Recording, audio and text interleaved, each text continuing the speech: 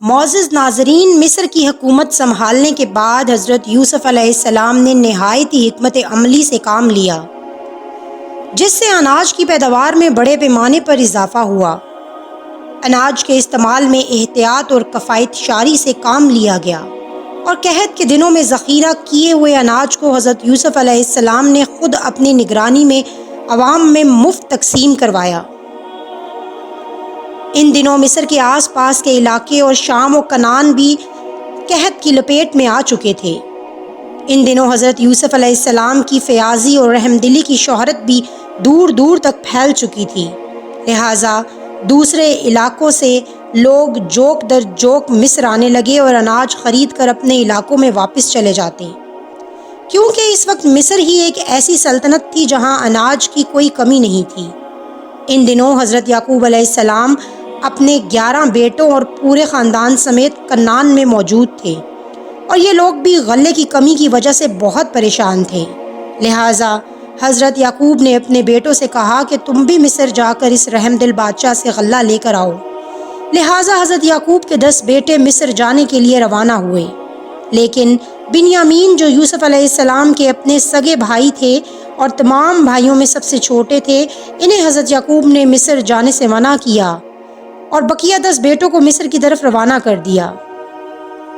یہ اللہ کی قدرت اور تقدیر کا فیصلہ ہی تھا کہ جن بھائیوں نے کبھی حضرت یوسف کو بیچ دیا تھا، آج وہ اسی یوسف سے اناج مانگنے مصر جا رہے تھے۔ جب یہ 10 بھائی مصر پہنچے تو شاہی دربار میں غلہ لینے پہنچ گئے، جہاں حضرت یوسف شان و شوکت کے ساتھ جلوہ افروز تھے۔ آپ کے بھائیوں نے تو آپ کو نہ پہچانا، لیکن حضرت یوسف نے اپنے بھائیوں کو پہچان لیا۔ حضرت یوسف علیہ السلام 7 برس کی عمر میں ان سے جدا ہوئے تھے اور اب 40 سال کے ہو چکے تھے۔ آپ نے مزید اطمینان کے لیے ان سے سوالات کیے اور فرمایا، تم مصری معلوم نہیں ہوتے، تمہاری زبان بھی عبرانی ہے، کہیں کسی دشمن ملک کے جاسوس تو نہیں ہو؟ ان سوالات کا مقصد یہ تھا کہ وہ اپنے حالات کے بارے میں سب کچھ بتا دیں۔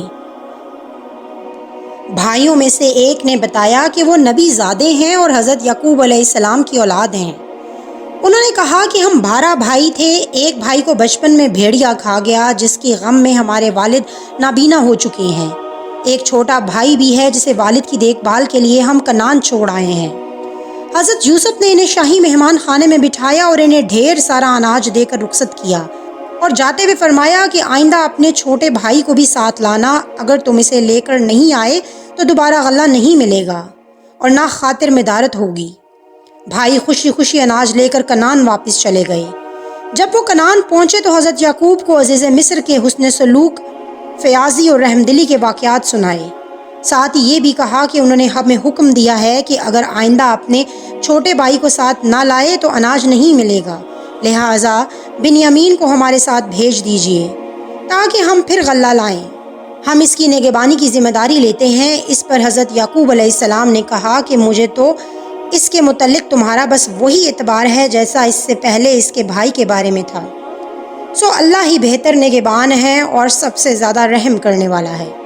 اس موقع پر حضرت یعقوب علیہ السلام کا اشارہ حضرت یوسف علیہ السلام کی طرف تھا، جنہیں بچپن میں ان کے بھائی وعدہ کر کے جنگل لے گئے تھے اور پھر یوسف دوبارہ واپس نہیں لوٹ پائے۔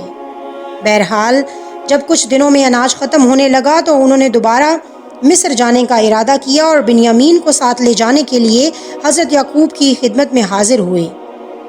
حضرت یعقوب پچھلے تجربوں کی بنا پر بنیامین کو ساتھ بھیجنے پر آمادہ نہ تھے، لہٰذا انہوں نے کہا کہ میں تو اسے ہرگز تمہارے ساتھ نہیں بھیجوں گا جب تک کہ تم اللہ کو بیچ میں ڈال کر مجھے وعدہ نہ دے دو کہ اسے میرے پاس صحیح سلامت واپس لے آؤ گے۔ جب انہوں نے حضرت یعقوب سے وعدہ کیا اور قول و قرار دیا تو آپ نے بنیامین کو لے جانے کی اجازت دے دی۔ پھر حضرت یعقوب نے انہیں ہدایت دیتے ہوئے فرمایا کہ اے میرے بیٹو، تم سب ایک ہی دروازے سے داخل نہ ہونا، بلکہ جدا جدا دروازوں سے داخل ہونا، اور میں اللہ کی تقدیر تم سے نہیں روک سکتا۔ بے شک حکم اسی کا ہے اور اسی پر بھروسہ میں رکھتا ہوں، اور اہل توکل کو بھی اسی پر بھروسہ رکھنا چاہیے۔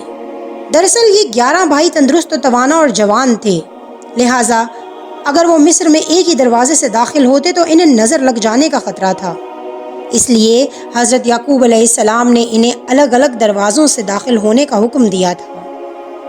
چنانچہ یہ سب بھائی بنیامین کو ساتھ لے کر عزیز مصر کے دربار میں پہنچ گئے۔ جب یوسف علیہ السلام نے اپنے سگے بھائی بنیامین کو دیکھا تو انہیں فوراً پہچان لیا۔ حضرت یوسف علیہ السلام نے اپنے دو بھائیوں کو ایک ایک کمرے میں ٹھہرایا۔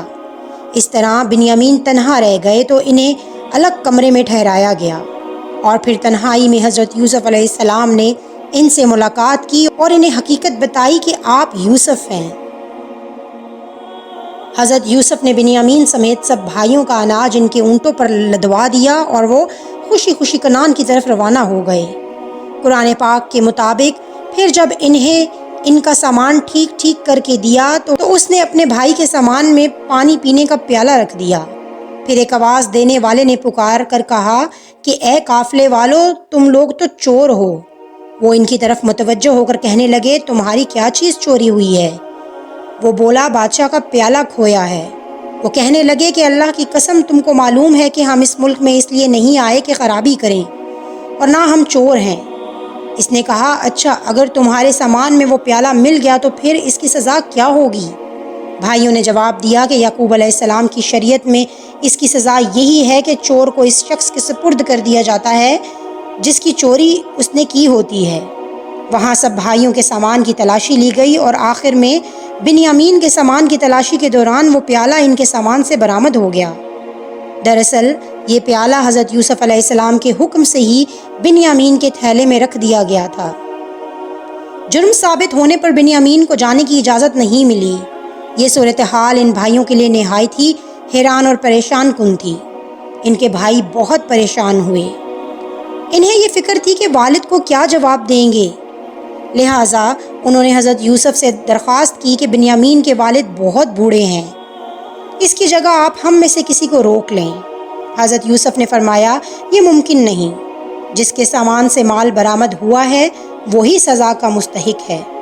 بھائی بہت مایوس ہوئے اور آپس میں بیٹھ کر مشورہ کرنے لگے۔ سب سے بڑے بھائی نے کہا کہ تمہیں یاد نہیں کہ اپنے والد سے بنیامین کو واپس لانے کا ہم نے پختہ عہد کیا تھا؟ ہم سب اس سے پہلے حضرت یوسف کے معاملے میں بھی کوتاہی کر چکے ہیں، تو جب تک والد مجھے حکم نہ دیں میں تو اس جگہ سے ہلوں گا نہیں۔ یہ بڑا بھائی یہودا تھا۔ باقی 9 بھائی مصر سے روانہ ہوئے اور کنعان پہنچ کر حضرت یعقوب کو ساری صورتحال سے آگاہ کیا۔